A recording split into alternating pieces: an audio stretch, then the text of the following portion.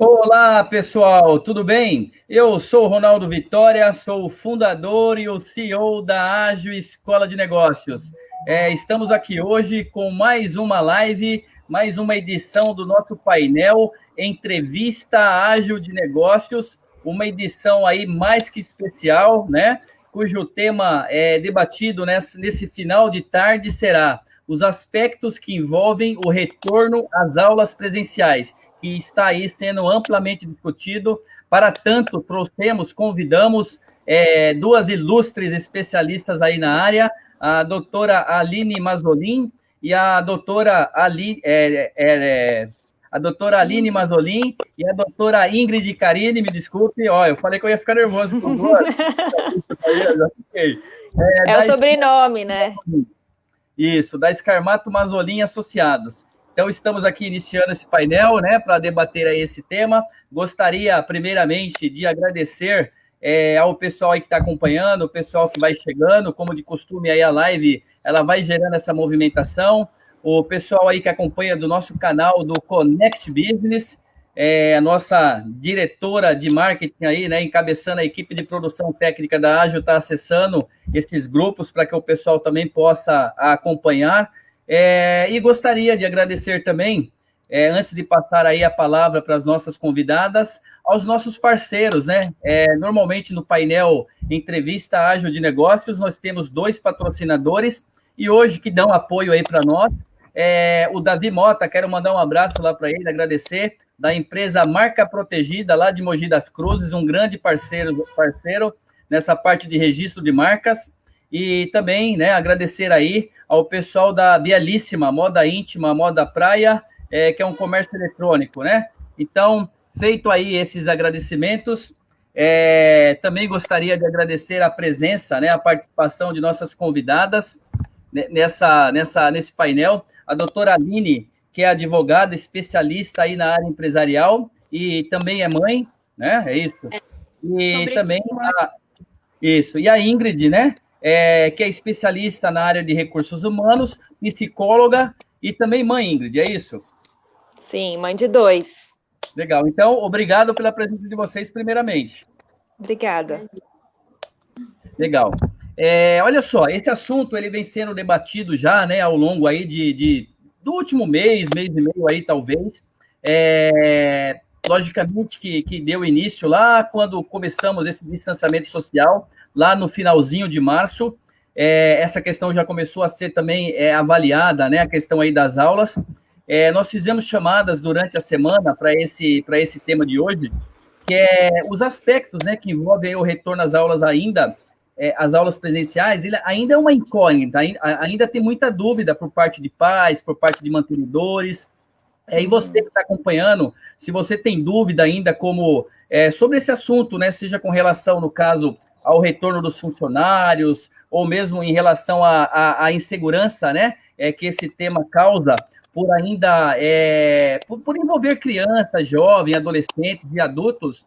Então, você está no lugar certo hoje, no local certo, para ouvir aí as nossas convidadas especialistas a apresentarem também a opinião delas, né? Sem falar sobre o aspecto, claro, da preocupação também, seja para filhos ou funcionários, em relação à saúde, né? Lembrando que aqui nós não temos nenhum especialista aí na área da ciência, no caso da saúde, aí que estuda o vírus, né? O Covid-19, então tudo que será falado aqui nesse respeito é apenas a posição pessoal de cada um, né? Sem um embasamento científico aí maior, tudo bem? Então, vamos lá. Ok. Podemos aí, produção? Já colocou aí nos grupos, legal, bacana. Eu quero então convidar aí para participar agora sim, né, dessa live, desse bate-papo aqui, da entrevista Ágil de Negócios, as nossas convidadas.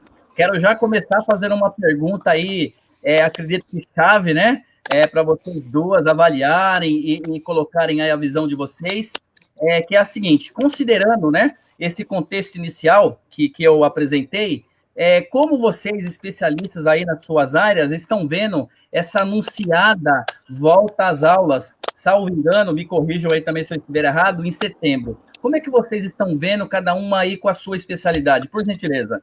Podemos começar aí pela doutora Aline, por favor. Olha, nós, assim como todos, e ainda que sejamos especialistas em algumas questões, estamos encarando esse retorno com alguma tensão, né? E ainda uma série de dúvidas, porque a impressão que nos dá é a de que os anúncios das providências são feitos antes de qualquer tipo de planejamento. E isso gera insegurança, né?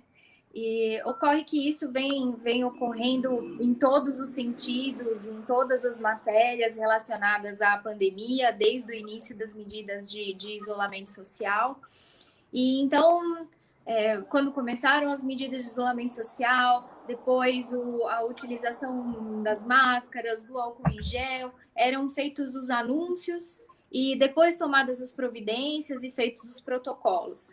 Em relação ao retorno das aulas presenciais, eu estou vendo isso da mesma coisa e me sinto como um bombeiro, né? Apagando incêndio. Então, na medida em que os problemas forem aparecendo, a gente vai estudando as soluções e vamos aprendendo todo mundo junto, né? Ok, perfeito. E a Ingrid? Que eu queria complementar isso que a doutora Eni falou, assim, porque, assim, na verdade, essa pandemia é nova para todo mundo, né? Ninguém sabe muito como lidar com ela, a gente está aprendendo na prática, porque ninguém nunca vivenciou uma coisa dessa. Então, tem a questão do planejamento, que a gente está tendo que se planejar fazendo. O governo, as escolas, os pais, as crianças. Então, ao mesmo tempo que as coisas estão acontecendo, está havendo um planejamento junto com o que está vindo. Então, tem muita coisa que ainda não se sabe como vai ser. O governo colocou algumas regras aí de volta às aulas. Está todo mundo inseguro, porque os professores e a escola não sabem como lidar com esse retorno também. Como é que eles vão garantir o isolamento social, o distanciamento social de crianças de 6, 7, 8 anos, né? Então, assim, eles estão se planejando para o retorno, mas também todos inseguros. Os professores estão inseguros, os professores tiveram vários protestos, né? Não sei se vocês acompanharam. Os professores protestando para o retorno das aulas, os pais inseguros também com esse retorno, ao mesmo tempo os pais tendo que voltar ao trabalho. Tem muitos pais que estão retornando fisicamente para o trabalho, que não tem condição de fazer home office. Então fica aquela pressão para o retorno, ao mesmo tempo, como é que vai ser? Então tá todo mundo nesse dilema, todo mundo, né, sem saber como vai ser. Perfeito, perfeito. Já vejo aí uma bela pitada aí, né, desse assunto que realmente eu não sei se vocês concordam, mas é uma mescla aí de incertezas, algumas certezas, inclusive, né, um pouco polêmico, insegurança, etc. e tal. Inclusive, né, esse tema, ele abre também discussão para outros aspectos, como, por exemplo, né, a Ingrid falou aí a respeito de algumas situações que envolvem procedimentos, tal. Vejam, né, os profissionais da área da educação, professores, sala de aula, e aí nós estamos falando aqui de escolas desde do infantil, Fundamental 1, Fundamental 2, ensino médio, colégio. Nós somos uma escola ágil, só que é uma escola de cursos livres profissionalizantes, onde é mais fácil até um pouco você se adaptar e você flexibilizar, né? Agora, curso, por exemplo, esses profissionais, curso para esses profissionais da educação, para professor, porque eles precisam de um treinamento técnico de como se comportar, de como prever determinadas situações, e aí ao longo do nosso bate-papo aqui, da nossa entrevista, a gente vai poder falar um pouquinho, né, inclusive não só como especialistas, mas também como mães que vocês são, né, vocês fiquem à vontade aí para opinar também com essa visão. O lanche na sala de aula, quer dizer, hoje você tem lá o recreio, né? Até para o adulto tem lá o momento do intervalo, né? Eu ainda falo recreio até hoje, mas eu sei que é intervalo. Então, o lanche vai ser na sala de aula, como que é isso? A lotação da sala de aula. E olha, a lotação não é um aspecto que envolve só o público, né? O privado, e eu posso falar isso pelo meu filho, que eu já vi uma preocupação, inclusive, né, de alguns profissionais aí, que a sala de aula tem, sei lá, 20, 25 crianças e a sala de aula não é tão grande assim. Como fazer, né? O uso de máscara pelas crianças e pelos profissionais. Hoje mesmo nós estávamos lendo uma matéria que já saiu há algum tempo, que é sobre essa questão do híbrido, né? Que também está sendo discutido, de ter um rodízio entre presencial. Ou seja, esse assunto ele é realmente bem abrangente, bem polêmico, e essa contextualização inicial que vocês fizeram já mostrou aí também que realmente merece bastante atenção. Então, já vou emendar aqui uma outra pergunta para vocês, gostaria que colocassem, né, as respectivas visões aí. Como vocês veem, no caso, essa volta às aulas presencial, mas assim, olhando um pouco na visão da escola, né? Seja a doutora Aline como uma especialista na área empresarial, a Ingrid, no caso, como uma especialista em RH. Vamos olhar um pouquinho lá para o lado da escola e vamos falar um pouquinho a respeito disso. Eu já tive uma escola infantil, né? E eu estava até conversando com meu marido agora há pouco. Se eu tivesse a escola ainda, como é que eu estaria pagando minhas contas? Porque se você olhar ao lado do empresário, do dono da escola, é uma situação muito complicada, porque ele tem as suas contas mensais para arcar, os professores que estão dando aula, então você tem o seu compromisso, você tem que pagar o salário do professor, você tem o seu, né, o seu compromisso ali. Muito mais preocupante as escolas infantis, porque, assim, as escolas de ensino fundamental e médio, elas têm, as crianças têm uma obrigatoriedade de estarem matriculadas, então, as crianças pequenas não têm a obrigatoriedade de estarem frequentando as aulas. E aí vai muito de encontro com a sua pergunta, porque assim, se a escola não tiver alunos, como é que ela vai se manter? Como é que mantém o emprego do professor? Então, a pressão dos donos de escola para que as aulas retornem é muito grande. Eu estava lendo sobre isso até, inclusive, a semana passada, porque eles estão lá pressionando para que as aulas retornem, para que as coisas se normalizem para a escola, né? A escola do meu filho deu um bom desconto nesse período de pandemia, porque eles entenderam o lado dos pais de que, né, também teve pai que teve redução salarial, então, N fatores que estão acontecendo. Então, os donos de escola estão pressionando para que haja o retorno das aulas. E aí tem a pressão da sociedade, a pressão dos professores, então é uma situação bem complicada. É pressão de tudo que é lado, né, doutora Aline? Graças a Deus eu vendi essa escola antes disso tudo acontecer.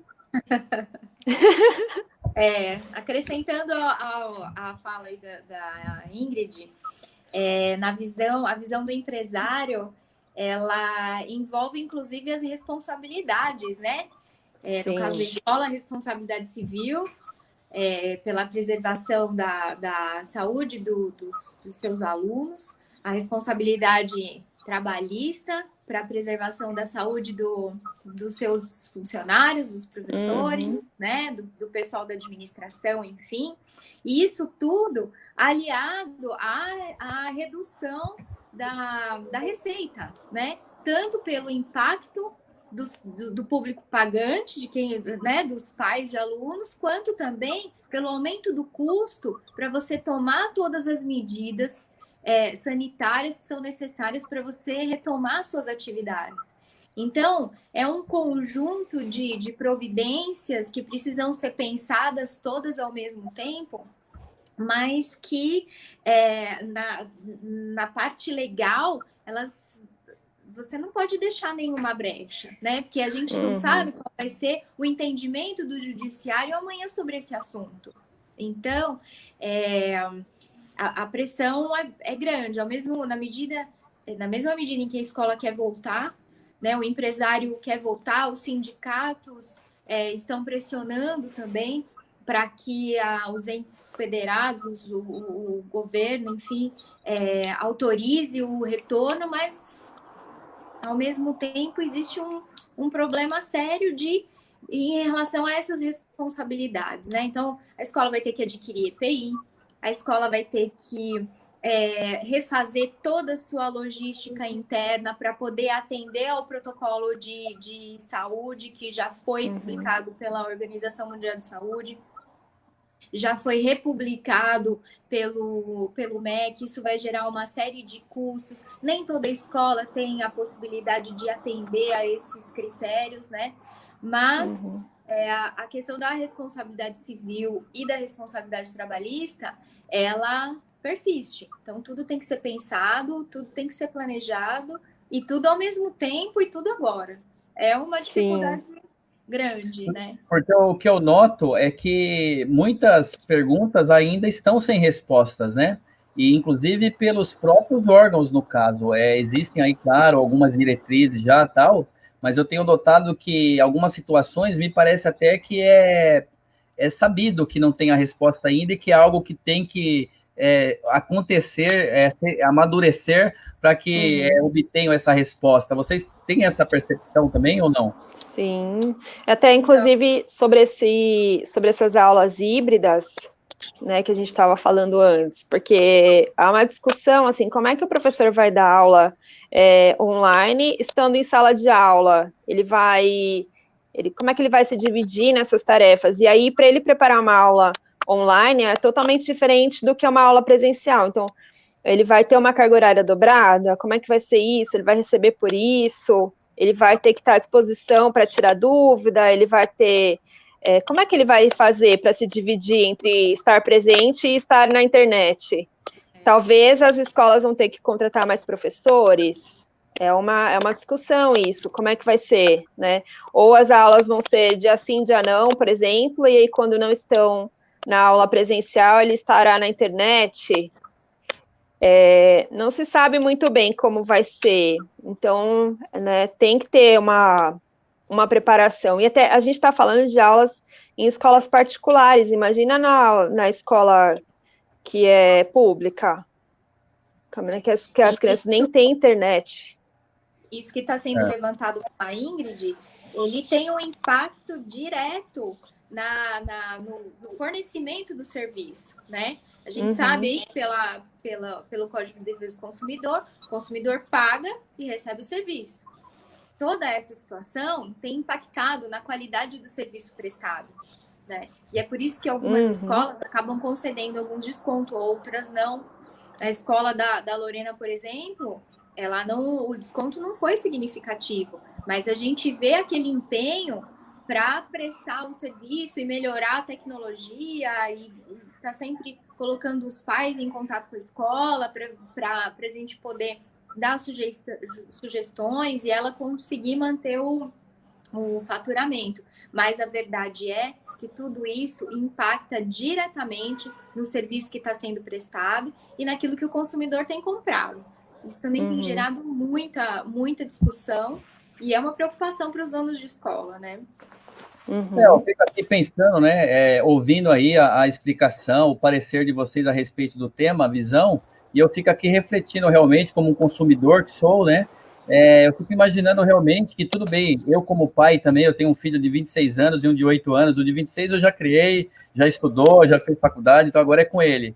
Agora o de 8 anos, o de 8 anos, hoje vocês até tiveram a oportunidade de conhecer, ele ainda está no terceiro ano, né? Mas assim, logicamente que eu tenho a preocupação de pai, mas ouvindo vocês, eu comecei aqui a refletir realmente um pouco mais o lado, né? Que é o que a gente está discutindo nessa pergunta, do empregador, no caso, do empregador não, do empresário, né? Da escola. E realmente eu fiquei imaginando essa contramão, né?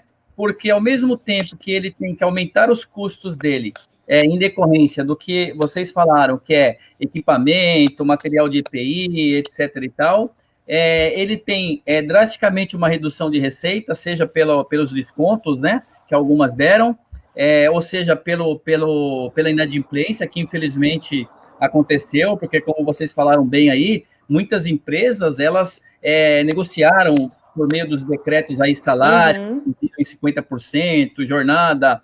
A doutora Ingrid, a doutora Aline e a doutora Ingrid sabem disso, as duas atuam aí, seja uma na área empresarial, outra na área de RH, teve tudo isso, então como pagar a escola, então, e ao mesmo tempo, as escolas, elas têm que ter essa preocupação ainda maior com a qualidade. É uma contramão para eles, né? Acho que eu acho que eu nunca tinha parado para avaliar dessa forma, provocada aqui por vocês. Sim, sim, e até muito significativo, né?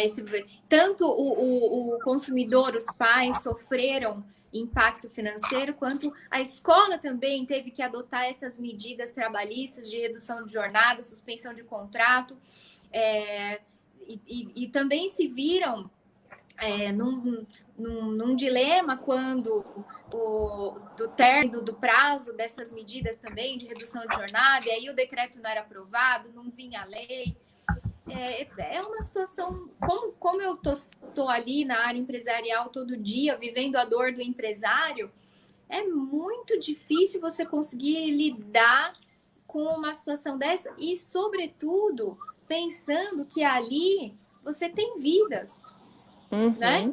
E os pais, a gente demora tanto para escolher uma escola, porque a gente a gente visita, a gente conversa com a diretoria, com a coordenação, com a tia da cantina, aí, né, é muita intuição e a gente confia naquele estabelecimento, a gente confia a nossa criança diariamente quando entrega ela pro tio lá da portaria, pro professor, enfim. A escola, ela tem noção disso, né? A Ingrid, melhor do que eu, sabe dizer, já foi proprietária de escola. E eu imagino o tamanho da dor desse empresário, né? Realmente, eu fico pensando nisso também.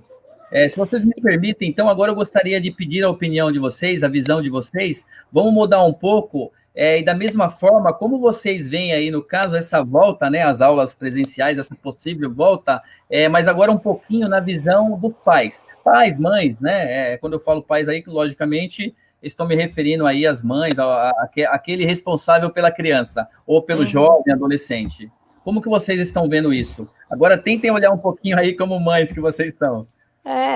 Isso, assim, teve até várias pesquisas que foram feitas em relação à volta às aulas para os pais, né? A maioria não concorda com a volta às aulas agora, por conta disso tudo que você falou e que a doutora Aline comentou, né? Assim, você entrega o seu bem maior para uma escola que você não vai ter, seus olhos não estão ali junto com a criança o tempo todo. Eles vão se abraçar, eles vão se beijar, um vai tomar refrigerante no copo do outro, e assim vai colocar a mão na boca, não tem jeito, né? Então, a maioria dos pais não concorda com o retorno às aulas. Eu sou uma mãe que eu não sou tão... a minha preocupação maior nem é essa, a minha preocupação maior é com a saúde dos familiares que são mais velhos. Então, assim, se a criança vai para a escola e vai ter contato comigo, eu vou ter contato com as pessoas mais velhas da minha família, e aí assim vai, né? O vírus vai se espalhando se é que ele teve contato. Então, a preocupação também é essa, porque tem pais como eu, que os filhos ficam no contra-horário da escola com os avós, que foi o que o Mandetta falou lá no começo da pandemia, a preocupação dele era essa. Não tô citando a parte política nem nada, mas assim, a preocupação dele era essa no começo da pandemia. Tá, eu vou cancelar as aulas. E aí as crianças vão ficar com quem? Com os avós. E é o grupo de risco, como é que vai ser? Então, a minha preocupação enquanto mãe, enquanto filha, é esse contato, assim. Existem também algumas mães que estão nessa discussão, assim, eu vou esperar para ver o que acontece. Eu acho que eu sou uma mãe assim, eu não vou levar no começo, vou esperar um pouco para ver como é que as coisas ficam, para depois eu decidir o que eu vou fazer, né? Porque a criança, ela precisa estar enquanto psicóloga falando agora, ela precisa desse contato social. E a gente não sabe futuramente o que esse isolamento social vai trazer de problemas futuros, né? Problemas de ansiedade, né? Nas crianças. E a gente não sabe as consequências disso. Ninguém nunca vivenciou uma coisa dessa, né? é tudo novo. Agora as crianças estão em contato com os avós, eu já estou deixando eles lá com os avós, então é uma preocupação muito grande em relação a isso. As entidades responsáveis, o Ministério da Educação, os governos estaduais em geral, a exceção de alguns na parte norte do país, eles têm levado em conta essas pesquisas, né? Tanto que, você vê, é por isso que eu digo, o anúncio é feito primeiro, e aí depois as providências são tomadas. Mas a gente precisa levar, agora eu vou só fazer uma parte, que a gente precisa levar em consideração que o Brasil foi um dos últimos países onde o vírus chegou. Então, a gente tem lição, né? Nós temos referência, né? Nós não fomos a China, que foi pega de fato de surpresa. Mas, enfim, então, o que acontece? O Conselho Nacional de Educação, ele vem publicando alguns pareceres favoráveis a essa flexibilização da obrigatoriedade do ensino presencial, né? Inclusive, ontem já foi encaminhado para aprovação do Ministério da Educação um projeto que flexibiliza, de fato, essa obrigatoriedade, a princípio, levando em conta comorbidades existentes na família ou problemas de saúde do próprio aluno. O parecer foi para que a flexibilização ainda seja estendida a essa vontade e disponibilidade dos pais de retornarem com os teus filhos à escola. Essa era uma preocupação legal grande que eu tinha, porque existe a obrigatoriedade de manutenção da matrícula da criança na escola. O pai, pela lei, pelo Estatuto da Criança e do Adolescente, ele é obrigado a manter o filho matriculado e garantir a presença dele, né? Mas num momento como esse, nada mais justo que se flexibilizar, de fato, essa regra. Então, por isso, me parece que esse parecer ele vai ser aprovado pelo MEC, existe até um projeto de lei também para ser aprovado, mas a orientação, inclusive, foi no sentido de que os governos locais possam também decidir sobre o assunto, porque, muito embora a competência para a legislação seja do governo federal, ela diz que é importante levar em conta os aspectos culturais e socioeconômicos de cada localidade.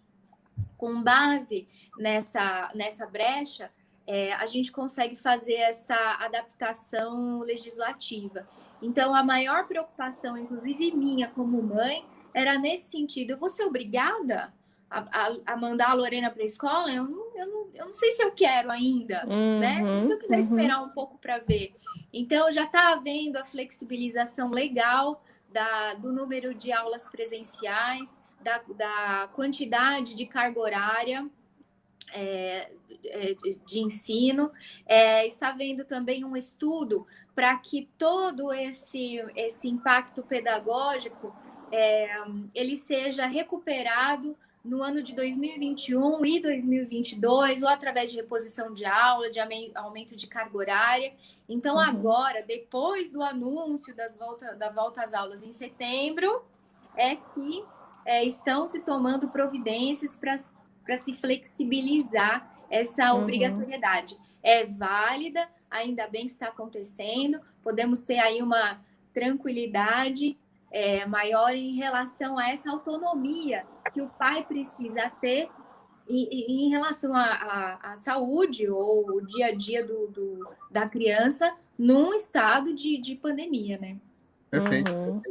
Eu até quero fazer uma menção em cima dessa visão aí, olhando para um pouco dos pais, e depois eu gostaria de voltar nesse tema da doutora Aline também. Eu li também uma matéria, né, uma notícia oficial, né, lembrando, notícias oficiais, né, fontes seguras e corretas, a respeito da questão do índice de as mortes, né, o aumento das mortes aí, com essa volta às aulas. Fizeram lá uma conta, me chamou bastante atenção, eu não me recordo aqui agora os números, mas foi em portal aí, o portal oficial, né? e falava que, em decorrência, no caso desse retorno às aulas presenciais, que o índice, né, de mortes aí, no caso, aumentaria muito em decorrência disso. E não necessariamente nós estamos falando de quem está frequentando a escola. Não, é como foi falado aí por vocês agora, não me recordo se foi a Ingrid ou se foi a doutora Aline que citou, mas a questão da família, né, do idosos, pessoal aí que tem a questão do risco maior. Então, vejam, é realmente uma engrenagem, no caso, são decisões que uma coisa está amarrada na outra e, na realidade, o impacto é uma cadeia, né? A gente pode dizer que é uma cadeia. E é bem interessante mesmo o que foi falado, essa questão do primeiro se divulga, não é? Eu também não vou entrar aqui no aspecto político, tá? Normalmente a gente não entra, mas fiquem à vontade para citar nome, colocar posição, entendimento, isso não tem problema nenhum. Aqui na Arja a gente costuma dizer que a gente não é nem de um lado e nem de outro, nós somos do bom senso e do que é melhor para o país, não importa o nome nem a cor, né? Mas é interessante como se anuncia as coisas, parece que é para testar, e aí você vai ajustando. É igual em TI, eu sou especialista em TI também, e normalmente quando você lança um software novo, vocês já devem ter ouvido falar isso, vocês soltam lá a versão beta, e na realidade quem vai ajustando, quem vai, né, gerando os ajustes, as melhorias, é o consumidor, é o usuário final, porque ele vai apontando, ele vai reclamando, e aí a empresa está montando aqui a solução ideal. E é um pouco do que acontece. Em algum momento também eu vejo que nós estávamos no caminho certo, né? Vamos colocar aí no país. Realmente, nós somos um dos últimos, um baita aparato, né? Para tomar cuidado, para que aquele primeiro grupo não se contaminasse. Vocês lembram-se bem disso. E depois parece que o negócio perdeu um pouquinho assim, o prumo, mas tudo bem, faz parte. Eu faria uma terceira pergunta para vocês, uma outra pergunta aqui, que eu acredito que esteja bem relacionada já um pouco a isso que a doutora Aline falou, e eu gostaria de esmiuçar um pouco mais isso, se possível, né? Sobre essa questão da obrigatoriedade que a doutora Aline colocou, um pouco mais na visão, dando a visão dela ali sobre os pais. Mas a obrigatoriedade ou não, né, dessa volta às aulas, eu já aprendi aí algumas coisas novas, não é apenas uma questão comercial, mas é uma questão de obrigação da instituição, né, da instituição de ensino e tal, que muitas vezes é definida pelo próprio MEC, pelas secretarias da educação dos estados, pelos municípios. Por quê? Eu vejo lá o esforço na escola do meu filho, e no caso, assim, não é obrigatória a aula online, a professora cansa de falar que é opcional. Por quê? Porque eu acho que hoje, por lei, não pode, acho que, colocar falta, alguma coisa assim. No início, quando estava todo mundo perdido, falava-se que era obrigatório, que ia ter falta, então mudou, né? Então não é só uma questão comercial, realmente. Então, o que vocês podem falar aí a respeito dessa questão, em especial a doutora Aline, que acho que está um pouquinho mais dentro da área dela aí. A obrigatoriedade, na verdade, ela não vem, os decretos não fazem menção a uma obrigação de retorno às aulas. Nós temos a legislação federal que obriga que as crianças aprendam, né? Para isso, determina um mínimo de carga horária pedagógica. Mas esse retorno às aulas presenciais, ele é consenso que ele é facultativo, tá? As crianças precisam assistir às aulas, e isso continua valendo. Agora, o modo pelo qual esse serviço é prestado pela instituição é que está sendo estudado por toda essa flexibilização e toda a questão científica e sanitária e tudo mais. Então, é preciso assistir às aulas. A forma do ensino é que está sendo questionada. E em relação à questão presencial, para fins de você fazer o controle da presença e dessa obrigatoriedade, de fato, a questão presencial ela foi afastada, tá? Então, existe a obrigatoriedade geral do aprendizado, da lei geral, né? Das determinações do MEC sobre mínimo de carga horária. Contudo, a presença do aluno, ela não vai ter esse controle antigo, né? ele vai ser feito através de outros meios, porque a presença do aluno na escola, ela, eu falo que foi flexibilizada, acho que é porque eu tenho um desejo de que seja, né? Mas ela consta lá do parecer do MEC. Nenhum dos decretos de qualquer dos estados tem obrigado as escolas a abrirem as suas portas para as aulas presenciais, ok? Isso não aconteceu. Até porque não se sabia de que forma isso poderia ainda ser feito quando os decretos foram publicados, né?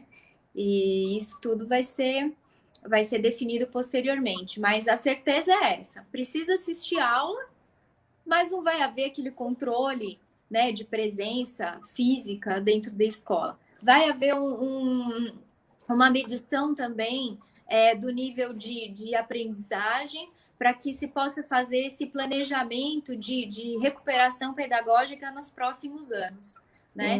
E até para fins de estudos estatísticos em relação ao nível de aceitação e concentração e aproveitamento de crianças, adolescentes, ensino infantil, médio, fundamental,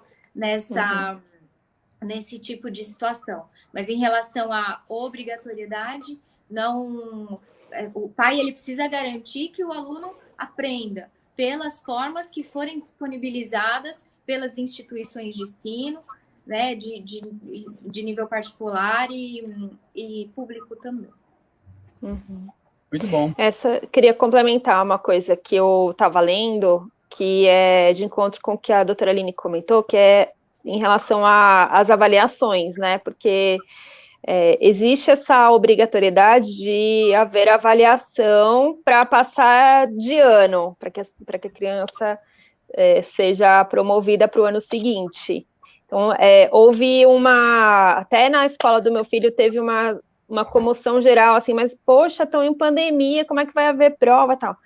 Mas existe essa obrigatoriedade da escola de aplicar avaliações para ver se o aluno está apto a seguir com seus estudos.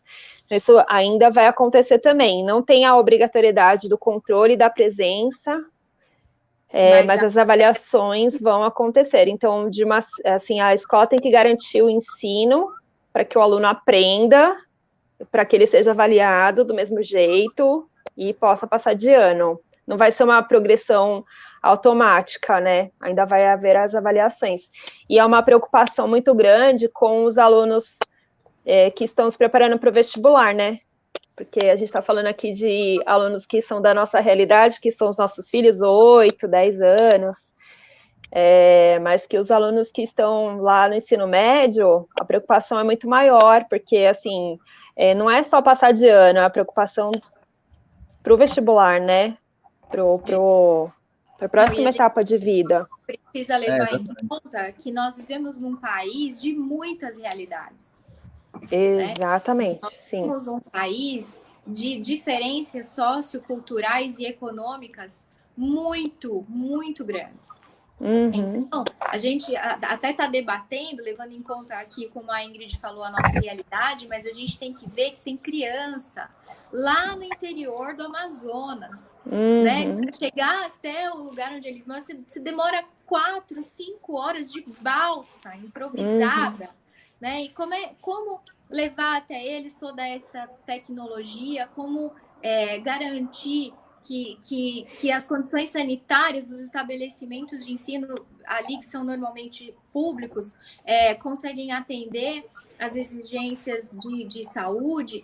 Então, é uma questão muito complicada você manter uma obrigatoriedade num momento como esse, né? Sim. E eu acho que eu desviei um pouco do assunto. Não, tá perfeito. Assim, acho que está bem dentro, é bacana, porque é um bate-papo realmente, como eu havia falado, e o pessoal que está acompanhando, agradecer aí mais uma vez quem está acompanhando a nossa live, fica bacana, porque vocês estão colocando opiniões, visões aí bastante interessantes, ora como, né, dentro da especialidade de vocês, ora como mães, ora como consultoras, isso é muito importante. Quero até mandar aqui, o doutor Ricardo Scarmato, acho que vocês conhecem, né? Tá mandando aqui um tchauzinho. Eu tô brincando, lógico, eu conheço ele, né? Assim, ele tá mandando um tchau para vocês. Alessandro Pereira de Oliveira também. e temos bastante pessoas aí que estão acompanhando a nossa live aqui, o nosso painel Entrevista Ágil de Negócios, hoje aqui com a doutora Aline Mazzolin e com a doutora Ingrid Carini. Eu estou falando o segundo nome dela, porque o terceiro nome eu não vou arriscar. Depois ela vai falar ao vivo aqui, como que pronuncia, e aí eu arrisco. Cujo tema do nosso painel Entrevista Ágil de Negócios de hoje são os aspectos que envolvem aí, no caso, o retorno às aulas presenciais. Então, aqui as nossas convidadas do escritório, né, advogados associados da Scarmato Mazzolin, estão dando aí uma aula. A doutora Aline como especialista na área empresarial, e a Ingrid, né, como especialista aí também na área de recursos humanos e psicóloga que ela tá legal? Vamos lá. Eu achei bacana entrar nessa questão aí da realidade, muitas realidades. Eu acho que o pessoal que está acompanhando realmente acho que foi uma bela provocação.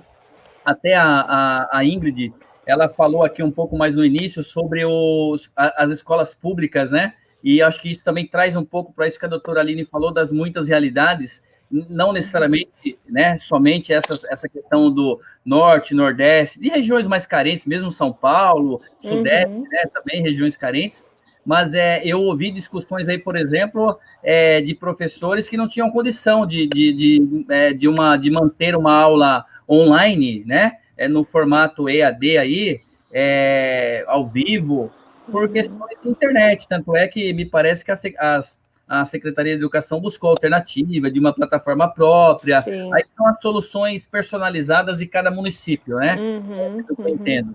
E realmente essa realidade ela é bastante complexa, e se nós estamos discutindo isso aqui, vamos colocar aí no estado de São Paulo, mais fechado aí na grande São Paulo, né? Ou mesmo na região metropolitana, imagine aí em outras regiões mais carentes, mais desprovidas aí do país. Realmente isso deve ser ainda mais crítico do que para nós aqui, né?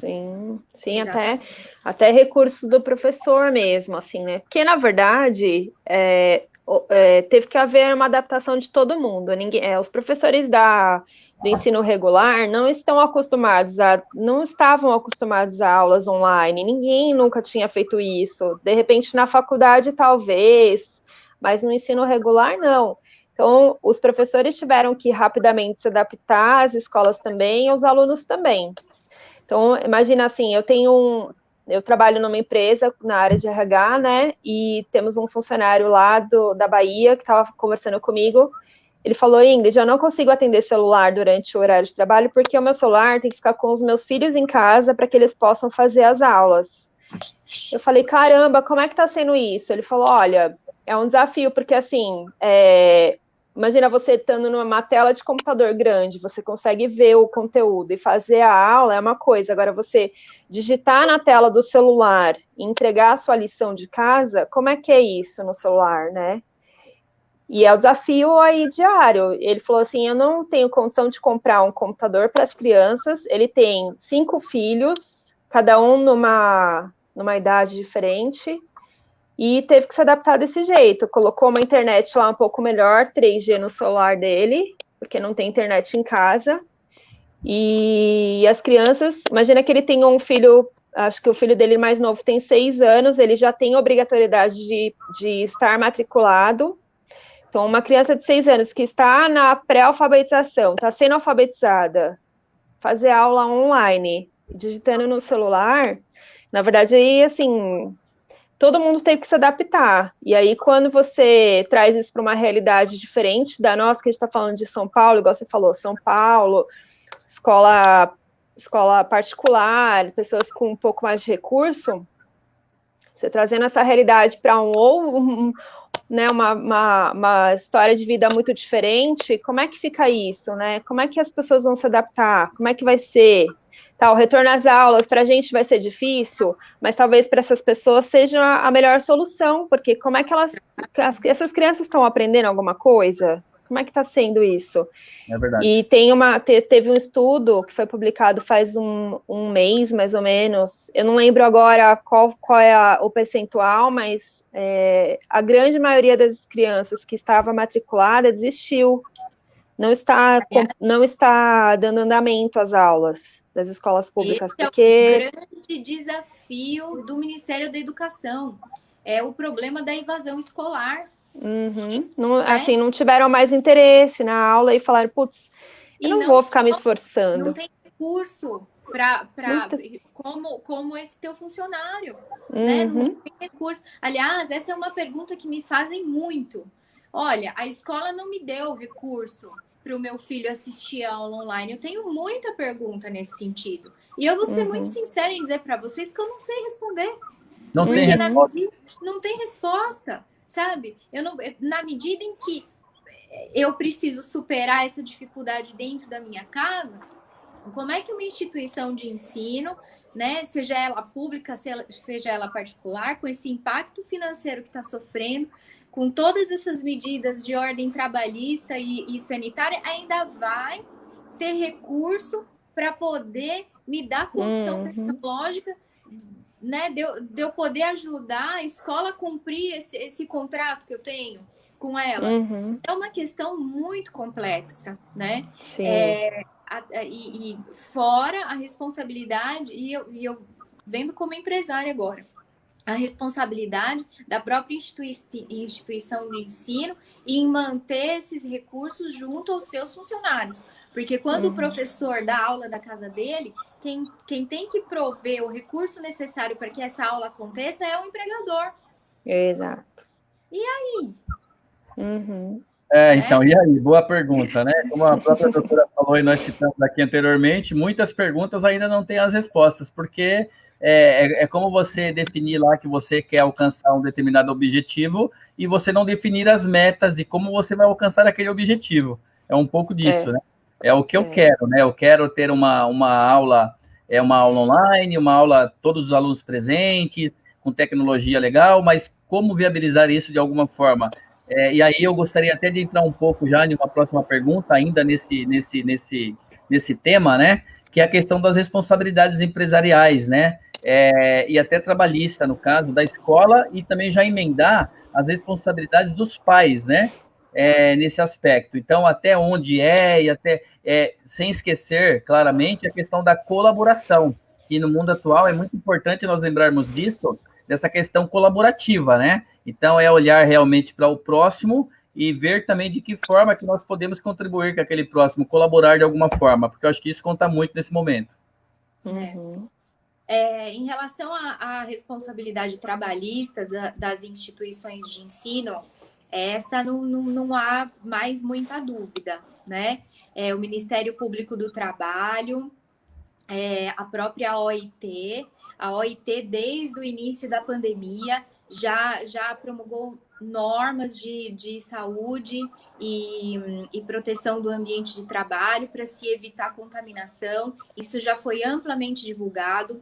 O Ministério Público do Trabalho, ele vem fazendo um trabalho muito forte, ainda que com toda essa dificuldade de pandemia, no sentido de garantir que aqueles que estão trabalhando estejam protegidos, né? Aqui no escritório, nós, inclusive, fizemos aí um trabalho com uma infectologista, no sentido dela ir até o ambiente de trabalho, fazer um estudo da logística e promover qual era a maneira mais eficiente de se evitar a contaminação dentro daquele ambiente de trabalho.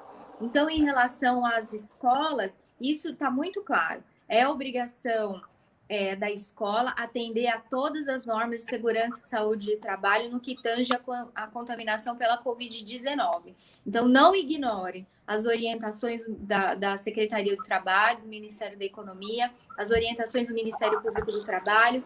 Consultem o seu advogado, porque ele, mais do que ninguém, vai saber te orientar nesse sentido. Consultem o seu técnico em segurança e saúde do trabalho, porque ele também tem competência para te ajudar. Adquiram os EPIs, preservem a saúde dos teus empregados, porque isso é tua obrigação, é obrigação do empresário. Muito empresário me fala, Aline, mas a gente não sabe onde é que a pessoa pode se contaminar, ela pode pegar um transporte público.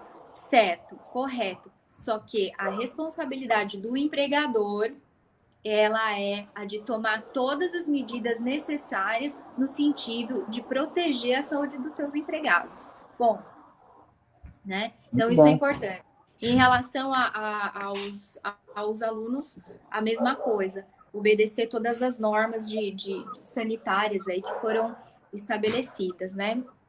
E acho que em relação à questão trabalhista, ela tá realmente bem clara. E fiscalizar, né? Fiscalizar a utilização dos EPIs por parte dos teus profissionais. Garantir que nenhum empregado, nenhum professor... eu estou aqui dentro da escola, mas eu estou num ambiente arejado. Não. Você precisa usar máscara, fiscalize. Essa obrigação, ela faz parte do contrato de trabalho agora. Da mesma forma em que é sua obrigação chegar no horário, é sua obrigação cumprir as tarefas, é sua obrigação usar os EPIs e obedecer aquelas normas sanitárias, tá? Sim. Muito bem. A Ingrid, quer comentar? Sim. Da parte dos pais também, a gente vai ter que fazer a nossa parte de ensinar essa nova realidade para as crianças, né? Porque é novo para eles também. Eles estão em casa, imagina que eles estão há 3, 4 meses em casa com a gente, e estão aqui, estão na casa deles. Agora vai ser uma nova realidade, né? A voltar para a realidade que é a escola. Então, todo mundo vai ter que se adaptar no começo para esse novo normal aí, como é que vai ser, as pessoas se adaptando. E cuidar uns dos outros, porque as crianças vão ter que ter, a gente vai ter que pegar no pé das crianças para que isso aconteça, porque se a gente, eu sou do RH, eu estou vendo algumas empresas que já estão flexibilizando o uso de máscara, por exemplo. Só vou ficar aqui, vou deixar aqui, vou tirar um pouco, vou ficar, então tudo bem, estão fazendo um pouco de vista grossa, e eu tenho medo de que isso aconteça nas escolas também, futuramente, né?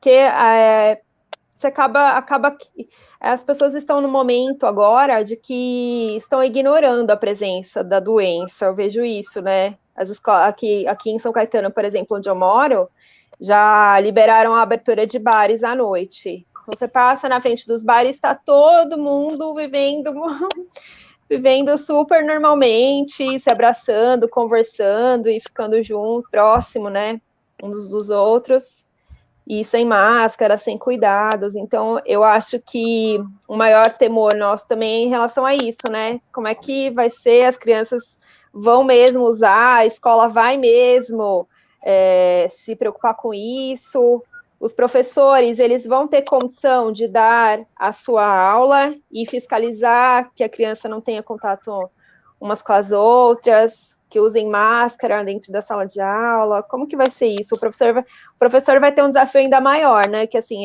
garantir que ele consiga passar o conteúdo, garantir que as crianças prestem atenção naquilo e também ficar de olho nesse contexto todo ali da sala de aula, como é que vai ser isso?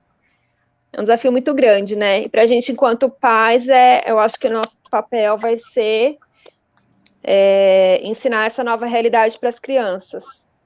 Ou seja, né, eu vou falar algo aí que eu já ouvi em sala de aula, eu também, de 2015 para cá, eu sou professor, docente especialista, dando aula de graduação, MBA, né, de empreendedorismo, e até quero só citar que, na realidade, tem muito professor aí do nosso meio aqui de Fundamental 2, ensino médio e também graduação, tá? Que eles não estavam preparados, não, para aula online, e se viraram no 30 e sofreram muito porque eles eram especializados só na aula presencial.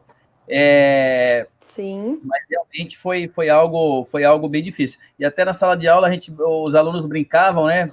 Perguntavam para o professor após a apresentação, perguntavam assim, isso é graduação, tá, gente? Professor, o senhor também trabalha?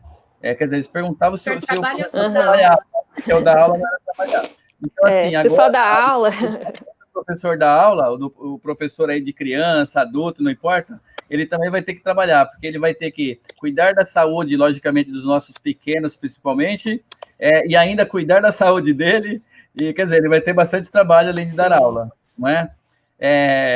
Bom, eu compartilho aí também dessa questão que a Ingrid comentou, no caso, com relação às máscaras, né? Hoje, realmente, a gente andando aí na rua, eu também tenho uma impressão bem parecida de que parece que nós já estamos vivendo uma outra realidade, e não é, né?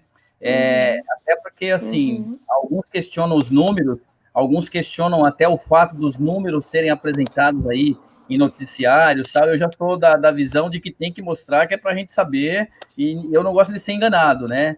Isso me preocupa muito, realmente, e a doutora Aline colocou da importância de seguir as orientações das autoridades, a empresa que não tem profissional, no caso da área da saúde ocupacional, etc. e tal, é medicina do trabalho, então tem que ter esse profissional também, que seja uma consultoria, para poder estar auxiliando, que isso tudo aí é bastante importante. Eu acho que é nessa linha, né, pessoal? É isso mesmo, gente. É um desafio muito grande, mas desde o início, né, da pandemia e das medidas de isolamento social, eu venho dizendo que a melhor solução, no meu caso, né, para quem me consultava e me consulta ainda, a melhor solução jurídica é o bom senso, né? Todos hoje precisamos pensar e agir ainda mais do que de acordo com as leis e as normas, com o bom senso, né? De forma colaborativa, contribuindo para o bem-estar de todos. O problema, eu vejo, é que a humanidade não estava habituada, né, a se importar com o outro. E na atualidade, a par de todas as decisões jurídicas e regras e normas que a gente tenha, o importante é a gente justamente se importar com o outro. E então o bom senso, mais do que nunca, impera, né? Lógico, a legislação ajuda, o governo ajuda, né? Às vezes atrapalha, né? Mas eu acredito que seja na intenção de acertar, porque é uma situação que é uma escola para a humanidade, para o futuro da humanidade, né? É um momento que, apesar de todas as nossas perdas, ele é um momento de muito aprendizado. E a gente precisa contar com o bom senso de todos e em todas as áreas, né? Então, eu uso isso muito no meu dia a dia. Ah, doutora, e o que é que a lei fala? Eu penso, gente, a lei não fala nada, né? Então, vamos agir com bom senso, vamos pegar um princípio daqui, um princípio dali, uma lei tal, e vamos pensar no bem comum, né? Empresário, você que está exigindo que o teu funcionário volte a trabalhar imediatamente, mas sabe que o filho daquele funcionário ainda não voltou para a aula, que ele tem a dificuldade de deixar a criança com alguém, vamos ponderar, né? Vamos pensar na produtividade que esse funcionário vai me dar se eu obrigá-lo a voltar para o trabalho e ele preocupado com quem vai deixar a criança. Isso eu acho que você não precisa de lei para regulamentar uma situação dessa, né? Tá tudo aqui dentro da gente. Então, é isso que eu digo. Vamos agir com bom senso, né? Vamos se ajudar. O mundo está precisando disso. Inclusive, da mesma forma, né? A doutora falou bem a questão do consenso, da mesma forma, o colaborador, né? O funcionário, que ele foi, entre aspas, beneficiado com esse bom senso da parte do empregador, e ele também contribuir de alguma forma, né, com seus resultados, ou seja, não vamos fazer corpo mole, por exemplo, então é uma troca realmente. E olha só, o Alessandro Pereira mandou aqui uma mensagem, olha só, as adaptações ocorrerão sem dúvidas, mas será um processo de acertos e erros. Perfeito, é o que a gente vem discutindo aqui bastante. Eu gostaria de complementar uma coisinha só aqui, que é engraçado também o que está ocorrendo, e assim, de novo, né, independentemente de partido político, de cor de bandeira, mas pensando no bom senso, até para que isso depois se transforme no senso comum. Hoje, assim, se discutia muito a questão do distanciamento social, né, por causa da questão da economia, e agora chegou a tão esperada hora, pelo menos para muitos, de que a economia tem que prevalecer e que existe a flexibilização. Ou seja, mesmo aqueles que têm, lógico, a maioria tem muita preocupação com a saúde, que é a prioritária, entende também a importância da flexibilização. Mas vejam, existe uma recomendação, que foi citada aqui, inclusive, como importante da manutenção dessas orientações técnicas, do uso da máscara, por exemplo, né? E, assim, antes era a questão do distanciamento. Porque eu não quero, porque eu não posso, porque está errado, porque não deve. E agora que existe um sinal, uma luz no fim do túnel, que é a flexibilização, mas que isso depende também do uso da máscara, aí eu não quero, eu não posso. Então, assim, eu acho que nós temos que pensar o seguinte: eu não quero usar máscara, eu não gosto de usar máscara, né? Eu não penso no próximo. Vamos lá, vamos eliminando. Eu não penso no próximo, então eu não me preocupo de não usar máscara para não prejudicar o próximo. Não ligo para isso. Mas pelo menos eu vou usar máscara porque é uma lei. Então eu tenho que cumprir a lei, senão eu estou infringindo a lei, não é? Então que não seja por 3 motivos nobres, que seja pelo 4º motivo, que não deveria ser, mas não que seja pelo amor, vai pela dor, né? É isso Exato. mesmo. E é isso que a administração pública está aqui, né? Para garantir o bem-estar de todos.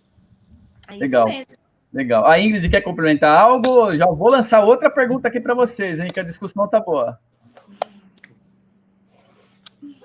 Eu acho que a Ingrid, ela deu uma congeladinha, provavelmente a internet. Eu vou seguir aqui, então, doutora Aline, enquanto a Ingrid retoma aí, eu quero fazer mais uma pergunta. A gente está chegando aí na reta final, tá, da nossa live, do nosso painel Entrevista Ágil de Negócios. Olha aí, a Ingrid voltou conosco. Eu quero fazer uma pergunta. Você quer complementar algo em relação ao que a gente falou antes, ou posso já lançar uma outra pergunta? A minha internet está falhando bastante. Vocês estão me ouvindo? Sim, agora sim, está tranquilo. Ela falhou um pouquinho. Você está nos ouvindo? Legal, eu vou seguir aqui a nossa produção técnica encabeçada pela nossa diretora de marketing, Priscila Biela. Sempre conosco aqui, ela vai confirmar aí com a nossa convidada especial, a Ingrid, a questão técnica aí. Eu gostaria de saber o seguinte, né? Como mães, agora sim, né? Falaram bastante aí como especialistas aí na área empresarial, na área, no caso, de recursos humanos. Agora eu quero também ouvir vocês um pouquinho mais, né? Como mães, e profissionais também que são, claro, né? Como fica esse psicológico aí dos pais e também dos mantenedores, principalmente dos pais, nós somos aqui, né? Nesse momento da volta, realmente tem que voltar, não importa, saiu lá o decreto, explicou como vai ser, como que fica afetado, como que vocês veem esse psicológico aí, hein? Esse preparo. Olha, eu não tenho aí a especialidade que a Ingrid tem, né? Então, eu sinto e ela explica. Eu tenho um dilema muito grande. Eu sinto e ela conserta depois o trauma. Eu tenho um dilema grande, né? Eu tenho medo. Eu tenho o medo e a grande maioria das mães tem esse medo a par das pesquisas, né? A gente faz parte do grupo das mães da escola, né? E aquele grupo, ele borbulha o dia inteiro, a cada notícia que sai, a cada declaração, a cada live do prefeito do seu município, é uma loucura. Mas eu faço parte, contribuo para essa loucura, porque eu sinto muito medo, né? Eu quero preservar o meu filho, eu quero preservar a minha saúde, eu quero preservar a saúde dos meus, mas ao mesmo tempo eu penso, e aí a Ingrid pode falar melhor, é o seguinte: até onde a criança suporta o isolamento, né? Eu já vejo alguma alteração de comportamento da minha filha.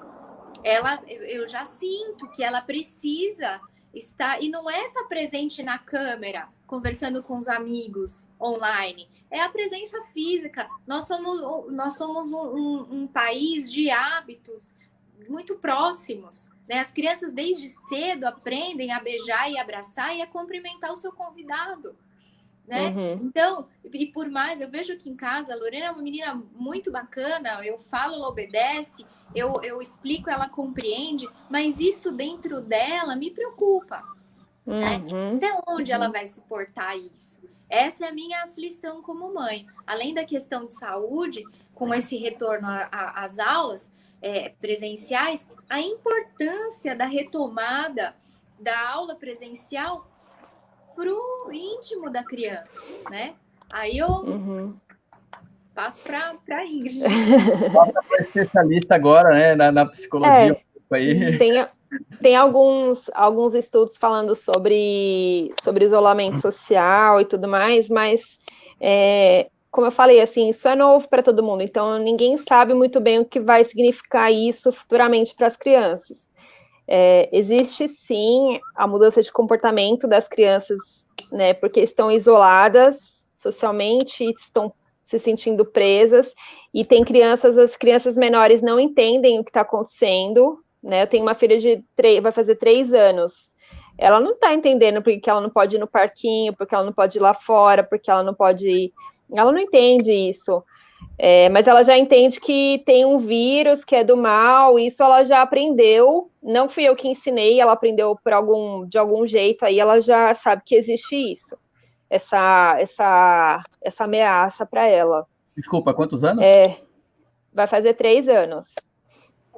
Eu tenho uma de 3 e tenho o Pedro, que vai fazer 11. Né? Para ele, as coisas são mais... Como a Lorena, a doutora Aline, tem uma filha também da mesma idade do Pedro, quase. E já são crianças maiores, já entendem o que está acontecendo, já sabem, já têm recursos para lidar com isso. Mas, futuramente, ninguém sabe o que vai acontecer. Ninguém sabe o que vai acontecer com essas crianças futuramente em relação a essas angústias que elas estão vivendo. Tem crianças fazendo terapia, porque não estão sabendo lidar com isso, né? Já mudaram muito o comportamento, umas ficaram agressivas, outras ficaram mais introspectivas, cada uma lidar com isso de um jeito.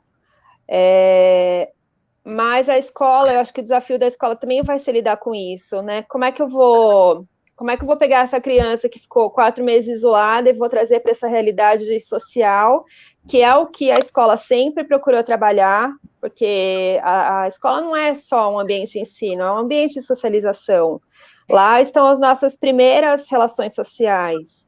Eu tenho amigas até hoje, eu tenho 41 anos, eu tenho amigas que estão comigo desde os 5 anos de idade, a gente é amiga, muito amiga, somos amigas muito próximas até hoje.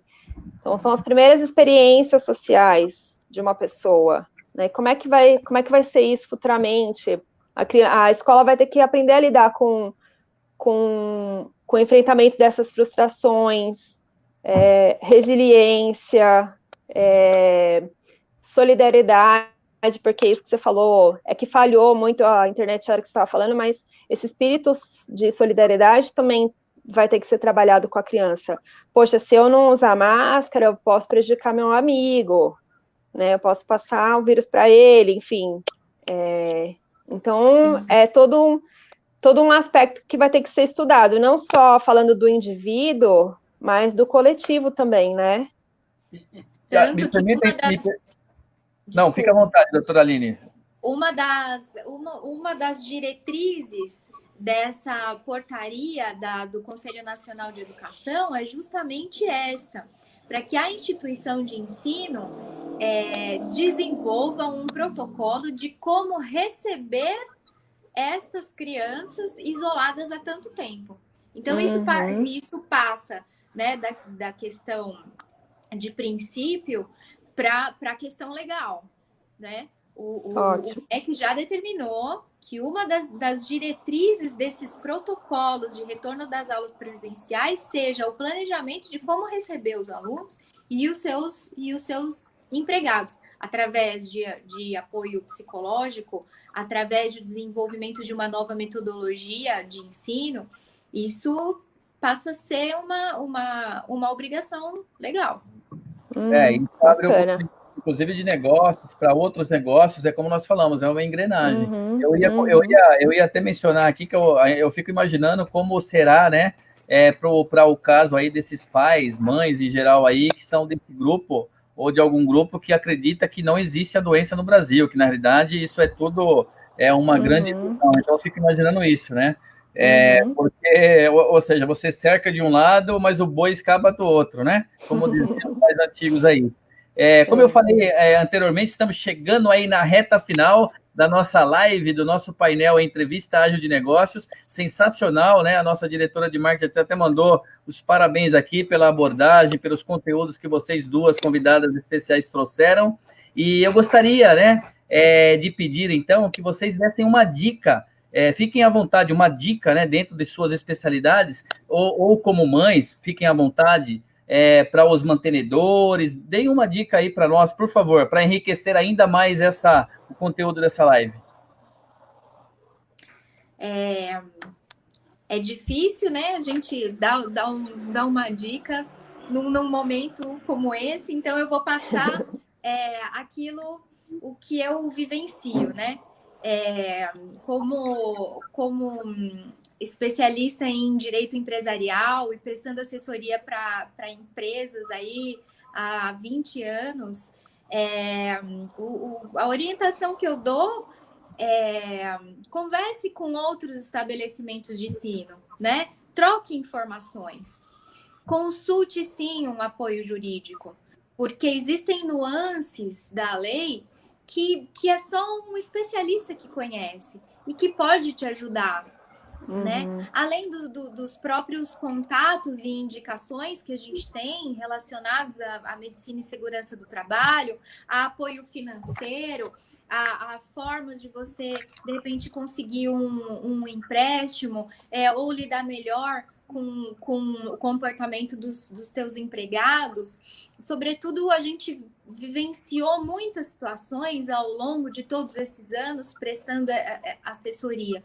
Então, converse com os teus pares, com as outras instituições de ensino, converse com o teu departamento jurídico ou busque um apoio jurídico, né? E, sobretudo, o bom senso. Eu não posso deixar de ressaltar isso mais uma vez, porque mais do que nunca ele é importante. Eu acho que, a par de todas as especializações, a gente tem aí a vontade de contribuir com o retorno à normalidade, né? Quando a gente fala em saúde, a gente tem que ver a saúde sobre dois aspectos, a física e a financeira, né? Então, eu olhando pela visão do empregado, vejo essa dificuldade, mas ainda acredito que a troca de ideias, a troca de experiências, a consulta a profissionais especializados, seja ela em qualquer área, jurídica, médica, psíquica, hoje mais do que nunca ela se faz importante. Se a gente não tem uma resposta pronta, a gente com certeza vai buscar, porque é interesse de todo mundo poder sair dessa situação, e eu tenho a convicção de que a gente vai sair dessa, nós vamos sair melhores, nós vamos sair mais fortes, e a vida vai voltar a acontecer. Uma bela dica, recomendação. Parabéns. Eu acho que a dica que eu daria, assim, pro empregador, né, eu, com a visão de RH, seria tentar minimizar os impactos para os seus colaboradores, né, assim, conversar com eles, fazer esse retorno às aulas de forma menos impactante para os professores, para os empregados da escola, para todo mundo que está lá no dia a dia, tentar minimizar os impactos psicológicos desse retorno, porque todo mundo está ansioso, todo mundo está sem saber o que vai acontecer, né? Está todo mundo com medo do retorno às aulas. Para as mães, para os pais, o recado que eu daria seria: preste atenção nas suas crianças, fique de olho no que está acontecendo no comportamento deles, em relação ao retorno às aulas. Já vão se preparando para esse retorno, porque isso é uma realidade, ele está chegando, ele está perto. Então, já vamos nos preparando para que isso aconteça, para minimizar os impactos, né? Porque de uma hora para outra, eu levar a criança para a escola sem que ele esteja preparado, vai ser um impacto muito grande para a vidinha deles, né? Eles estão acostumados O Pedro, por exemplo, acorda meio-dia, daí ele toma café, aí ele almoça 3 da tarde, aí ele vai fazer a lição na hora que bem entender, e a gente aqui trabalhando no home office, todo mundo, né, aquela loucura, é uma realidade que vai ser diferente para ele agora. Então, eu já tenho que fazer essa preparação para que a vida dele volte minimamente ao normal, assim, volte ao presencial. Então, eu tenho que prepará-lo para isso, né? E aí, quando voltar, eu tenho que estar de olho nos comportamentos dele, como é que ele está, como é que está sendo esse retorno para ele, o que ele está enxergando de estudo. O Pedro é uma criança muito de boa, para ele vai levar super... Sim, não vai ter impacto, pelo que eu bem conheço meu filho, vai ser tranquilo, mas outras crianças do meu cotidiano pode ser que encarem de uma forma diferente, né? Então, vamos ficar de olho nas nossas crianças. Olha só, eu fiquei até com inveja do vidão do Pedro, viu? O Pedro tem vidão, viu? Eu falo para ele.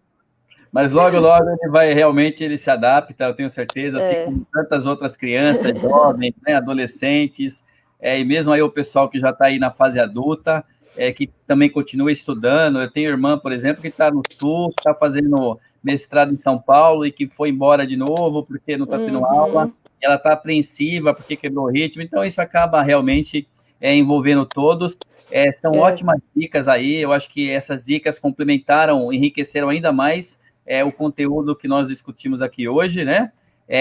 Agora, realmente, aí na partezinha final da nossa live, eu gostaria de pedir aí mais uma vez a palavra de vocês, doutora Aline, a Ingrid, para passar agora sim um recado final, né? Não uma dica, um recado. Eu fico aqui pensando, né, no caso, sejam aí nas especialidades empresarial, recursos humanos, caso o pessoal que esteja acompanhando aqui ao vivo, né, essa transmissão da Escola de Negócios, ou mesmo depois o pessoal que acompanhar pelo YouTube, a gente sabe que tem muita demanda, às vezes quer fazer um contato para tirar uma dúvida ou para receber orientação a respeito de uma determinada informação. É possível isso, não é?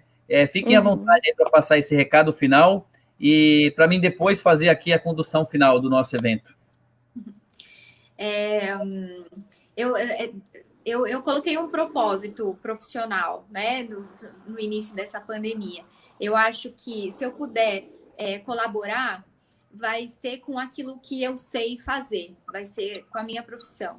Então, eu me coloco à disposição o escritório de quem precisar para tirar a dúvida que for, para trocar ideia, né? Isso é enriquecedor para mim, para o escritório, para quem me consultar. O escritório está aí nas redes sociais, www.scarmati-mazzolin, Instagram, Facebook, YouTube.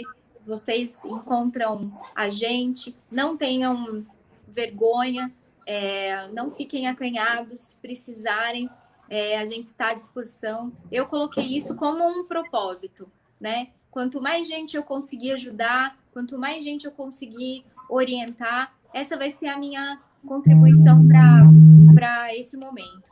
Então, acessem aí as nossas redes sociais, estamos à inteira disposição de todos, né? Empresários, não empresários, mães, pais, crianças, a gente também dá um jeito de trocar uma ideia, mas, enfim, estamos aí à disposição.